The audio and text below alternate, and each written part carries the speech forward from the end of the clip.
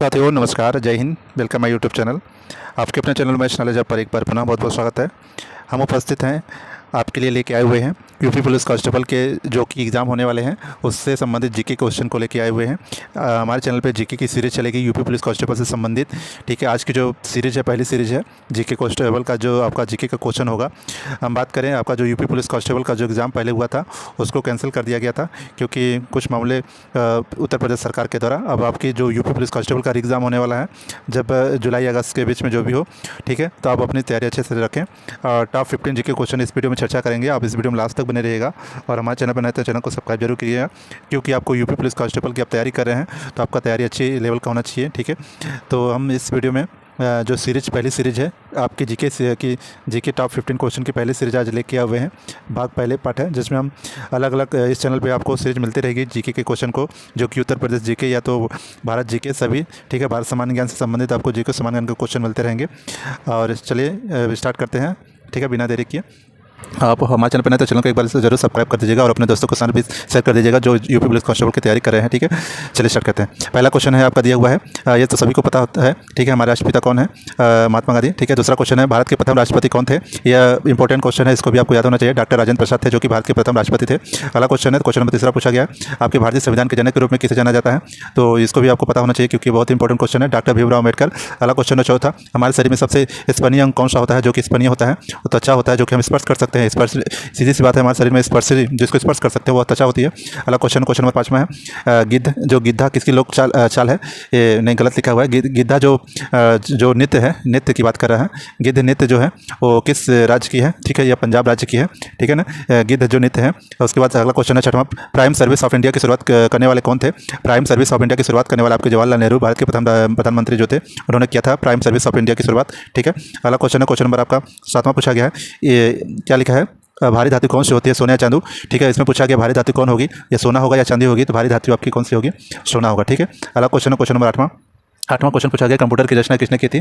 तो आपको पता होना चाहिए चार्ल्स बेबेज ने कंप्यूटर की खोज की थी। 1024 किलोबाइट किसके बराबर होगा? 1024 जो किलोबाइट होगा आपके 1 मेगाबाइट के बराबर होगा। कंप्यूटर के मस्तिष्क क्या होता है? कंप्यूटर का जो मेन पार्ट होता है, मस्तिष्क जो होता है, उसको सीपीयू कहते हैं। अगला क्वेश्चन है क्वेश्चन नंबर आपका 11वां क्वेश्चन पूछा गया, भारत की किस महाद्वीप में आता है? भारत जो है आपका एशिया महाद्वीप में आता है। आपको पता होना चाहिए कितने महाद्वीप हैं और कितने महासागर हैं। ठीक है, इसका भी आपको क्वेश्चन याद होना चाहिए। गीजा पिरामिड किस देश में स्थित है? गीजा पिरामिड आपको मिस्र देश में स्थित है। 13वां क्वेश्चन, स्टैच्यू ऑफ फ्रीडम किस शहर में स्थित है? स्टैच्यू ऑफ फ्रीडम जो है आपके यार्क शहर में, न्यूयॉर्क में स्थित है। ठीक है, स्टैच्यू ऑफ फ्रीडम जो है आपके न्यूयॉर्क शहर में स्थित है, अमेरिका के। 14वां क्वेश्चन आपको पूछा गया कि इसमें भारत के पास कितने क्रिकेट वर्ल्ड कप है? भारत के पास कितने 2 क्रिकेट वर्ल्ड कप है? 15। शहीद दिवस प्रत्येक वर्ष कब मनाया जाता है? 30 जनवरी को मनाया जाता है शहीद दिवस। अगला क्वेश्चन है क्वेश्चन नंबर 16वां है आपका। 16वां क्वेश्चन क्या पूछा गया? हमारे सूर्य आधारित प्रणाली में सबसे पहले 3 ग्रहों का शीर्ष बताइए जो क्रम से आते हैं, बुध, शुक्र और पृथ्वी। ये तीनों क्रम है, ठीक है, जो क्रमशः है। और पूछा अगला क्वेश्चन 17वां, पृथ्वी की सबसे लंबी जलधारा कौन सी है? वो आपकी पृथ्वी पर जो सबसे लंबी जलधारा है वो आपकी नील नदी है, जो कि सबसे लंबी है। और सबसे चौड़ी की बात की जाए तो अमेजन नदी है। ठीक है, अमेजन नदी सबसे चौड़ी है, लेकिन सबसे लंबी जलधारा की बात की है तो नील नदी है। ठीक है, अगला क्वेश्चन 18वां नंबर है, गुजरात में गिर नेशनल स्टॉक किसके लिए लोकप्रिय स्थित है? ठीक है ना, गुजरात का जो गिर नेशनल जो पार्क है, गिर नेशनल पार्क किसके लिए लोकप्रिय? सिंह के लिए। ठीक है ना, सिंह के लिए प्रसिद्ध है। 19वां क्वेश्चन है क्वेश्चन नंबर 19, किस जीव की पीठ ऊपर उभार होता है? ऊँट के ऊपर होता है। क्वेश्चन 3 जड़ वाली सब्जियां का शीर्ष बताइए। 3 जड़ वाली, चुकंदर, गाजर, मूली, ये सबसे हैं जड़ वाली सब्जियां हैं। ठीक है, अगला क्वेश्चन है 21वां नंबर है, उस खेल का नाम बताया जो बल्ले और गेंद विकेट से खेला जाता है। वो तो सबको पता है, क्रिकेट है। भारत का सबसे छोटा राज्य गोवा है।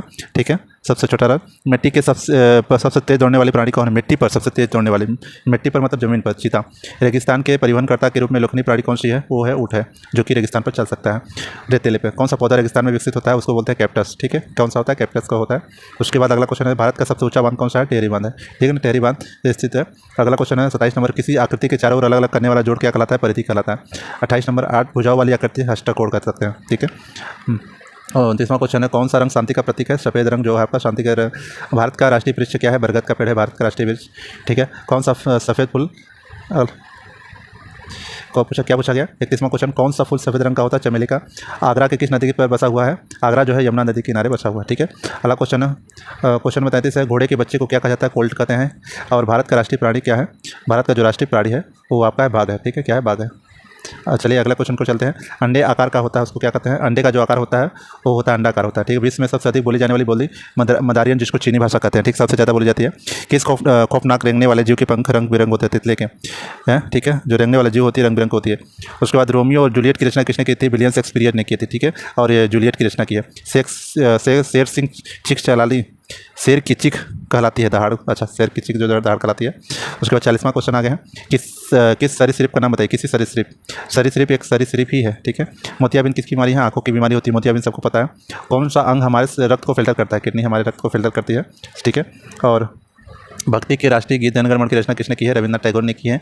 भारत के राष्ट्रीय ध्वज कितने रंग हैं? 3 रंग है भारत के राष्ट्रीय ध्वज में। भारत का जो दरवाज़ा कहाँ पाया गया जाता है?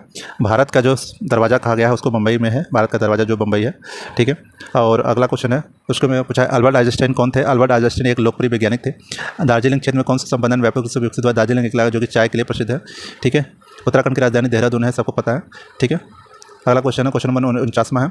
हम जो भारत को स्वतंत्रता दिवस कब मनाता है? भारत अपना स्वतंत्रता दिवस 15 अगस्त को मनाता है। ठीक है, और सूर्य क्या है? सूर्य क्या है? एक तारा है। ठीक ना, एक स्टार है।